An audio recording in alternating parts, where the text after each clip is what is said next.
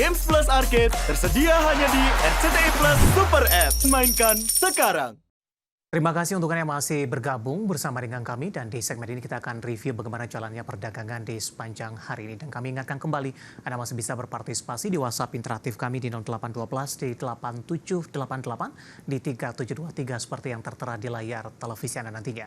Dan saat ini kami sudah terhubung melalui Zoom bersama dengan Bapak Halim Mintareja selaku Branch Manager JWC San Antonio, Surabaya. Kita akan langsung sapa saja Pak Halim. Selamat sore, apa kabar Pak?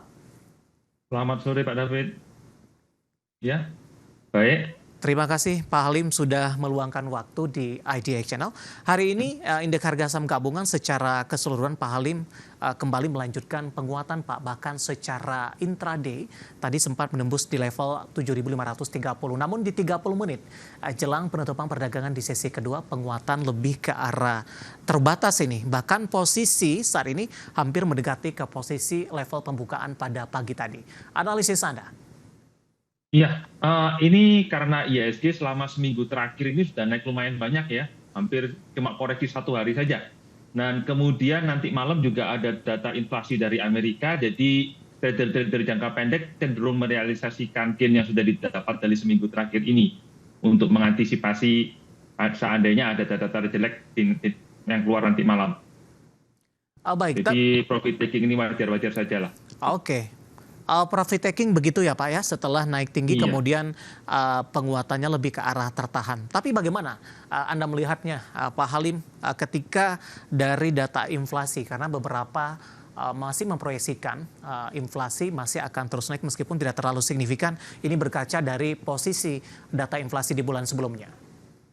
Ya, inflasi bulan November diperkirakan masih naik tipis ya untuk Amerika ya. Diperkirakan naik tipis dari 2,6 ke 2,7. Jadi mungkin tradernya takut seandainya datanya itu lebih tinggi dari 2,7, itu ada kemungkinan Fed itu cut rate-nya diperlambat gitu loh. Kan ini ekspektasinya kan tahun depan tuh dari 4 jadi 3 ya. Takutnya dikurangi lagi jadi 2 atau 1 gitu kalau inflasinya terlalu tinggi. Jadi ya lebih berhati-hati lah. Cut rate-nya tetap, tapi mungkin tidak sekencang yang sebelumnya, gitu. Baik, dengan posisi indeks harga saham gabungan saat ini, arahnya untuk beberapa hari ke depan sampai dengan akhir pekan, Pak, dengan memasukkan beberapa skenario sentimen dari data ekonomi yang sudah Anda sebutkan tadi. Oke, skenario pertama seandainya datanya jelek ya, mungkin kita akan ada profit taking lanjutan besok, terus pullback lagi. Terus lalu mungkin dekat-dekat Christmas indeks akan rally lagi ya, karena sudah cukup oversold secara weekly. Nah, tapi seandainya datanya nanti malam bagus, mungkin ke depannya ya indeks bisa langsung naik gitu loh. Jadi ya antisipasi pullback aja sih sebenarnya ini, bukan antisipasi koreksi lanjutan. Oke, target dari Anda Pak Halim untuk indeks harga saham gabungan sampai dengan akhir tahun dengan posisi pencapaian hari ini intraday sudah di 7.500-an kembali.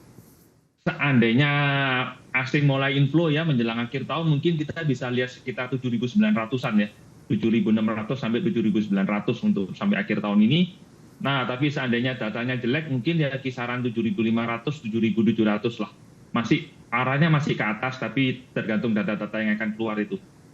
Baik, dari analisis dan proyeksi pergerakan indeks harga saham gabungan, beberapa saham hari ini menjadi pemberat indeks harga saham gabungan sehingga penguatan atau level 7.500-an tidak mampu dipertahankan. Kita ke energi terlebih dahulu Pak, yang cukup menarik ada AADI. Iya, Adaro Andalan Indonesia Tbk setelah rally kemudian mencatatkan arah dalam beberapa hari beruntun. Hari ini merupakan hari pertama AADI akhirnya mengalami koreksi yang cukup dalam. Analisis Anda untuk AADI? AADI ini cukup favorit ya, selain PI-nya yang rendah, jadi orang-orang pada ikut IPO-nya, terus banyak yang konversi, jadi yang punya jadi lumayan banyak.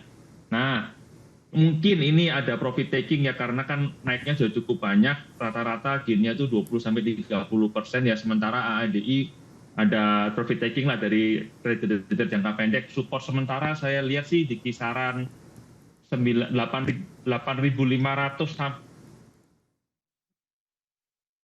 kisaran 800 sampai.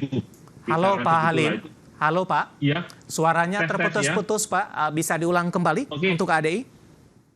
Oke, mungkin AADI support sementara di kisaran 8.500 sampai 9.000 ya. Ya.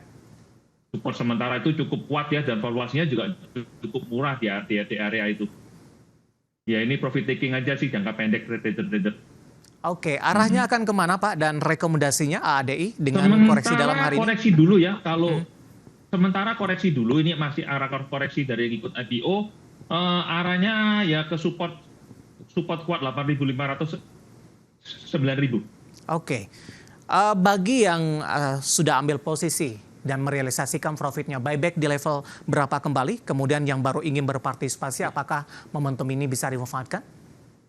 Ya kalau mau buyback mungkin area 9.000 itu cukup kuat ya, 9.000 8.500 ya, valuasinya juga cukup murah. Baik. Dividend yieldnya kalau berdasarkan hitungan juga cukup tinggi nanti tahun 2026.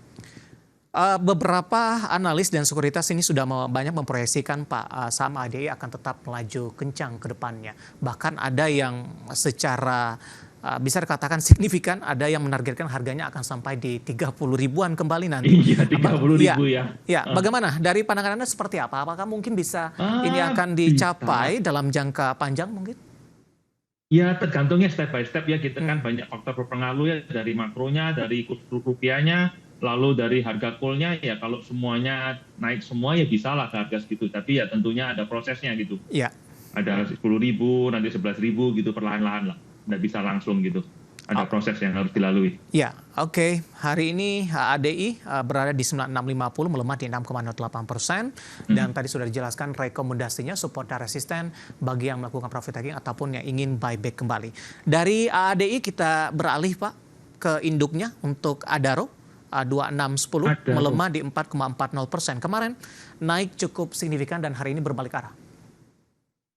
Ya, Adaro ini naik signifikan karena ada fund-fund yang dulunya, ada fund-fund yang ESG ya, yang dulunya tidak bisa masuk ke Adaro karena ada faktor pull-nya, sekarang jadi sudah bisa masuk lagi.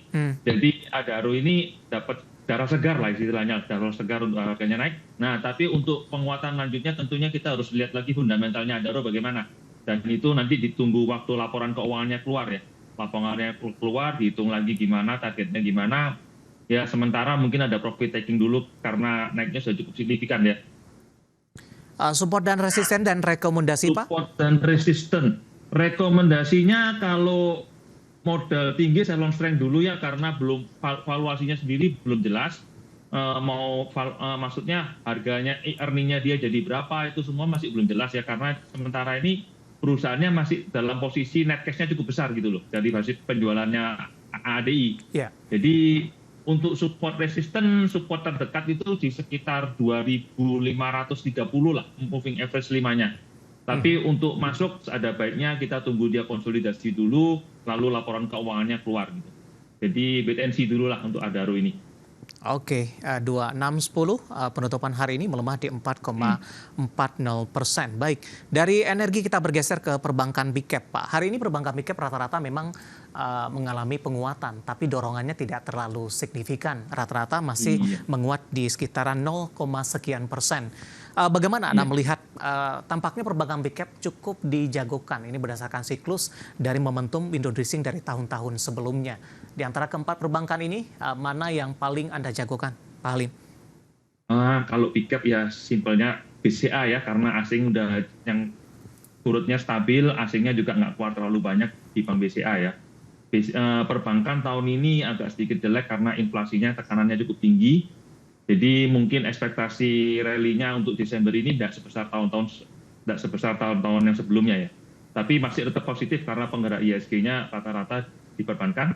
Dan hari ini juga rata-rata perbankan walaupun pullback ya, rata-rata sudah keluar dari downtrend-nya gitu loh. Dari bearish channel-nya mereka sudah keluar semua. Jadi andainya turun pun juga cuma pullback biasa, bisa dimanfaatkan untuk beyond weakness.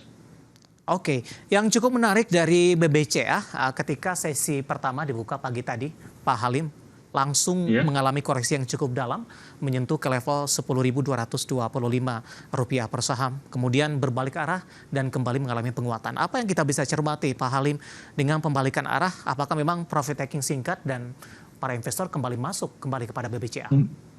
Ya mungkin ya kurang lebih seperti itulah, karena mungkin ada investor yang takut data inflasi nanti malam, tapi ada juga investor yang merasa ini sudah cukup murah untuk BCA di harga segini gitu loh. Jadi ya kebetulan hari ini yang unggul, yang merasa BCA ini cukup murah dan secara teknikal juga sudah mulai rally ke atas ya, ya. Jadi setiap pullback, kalau sudah rally ke atas gini, untuk orang teknikal setiap pullback is an entry position gitu loh, kesempatan untuk masuk lagi karena sudah mulai uptrend gitu.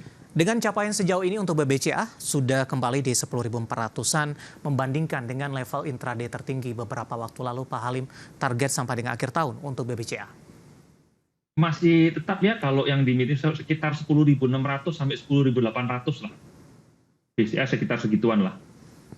Baik, sudah momentum tidak Pak masuk di posisi saat ini untuk BBCA? Anda katakan tadi secara jangka pendek posisi downtrendnya sudah beralih ke uptrend. Iya. Kalau mau masuk, dia tunggu kesempatan BCA ada koreksi seperti tadi pagi ya. Manfaatin kesempatan kalau ada koreksi. Baiknya masuk waktu koreksi. Jadi sementara ini support di sekitar 10.200 sampai 10.300 ya. Andai ke arah sana bisa dimanfaatkan untuk buyback yang sudah dijual atau entry baru ya. Sedangkan support kuatnya BCA ini di 10.100. Ya, untuk jangka pendek sangat menarik nih karena supportnya cukup kuat. Oke, penutupan hari ini. Tapi kalau untuk beli di sini, untuk beli seandainya di atas 10.4 kan targetnya cuma 10.6, 10.8 ya. Betul. Rewardnya kurang menarik gitu ya. Tunggu ada koreksi lah. Oke, 10.425 penutupan hari ini berbalik menguat di 0,72% dan lagi-lagi keputusan investasi tetap ada di tangan pemirsa IDX Channel. Pak Halim, kita akan jeda terlebih dahulu, nanti kita akan coba lihat saham-saham pilihan apa saja yang direkomendasikan dan sekaligus update penutupan perdagangan di sesi kedua hari ini. Dan pemirsa, kami akan segera kembali sesaat lagi.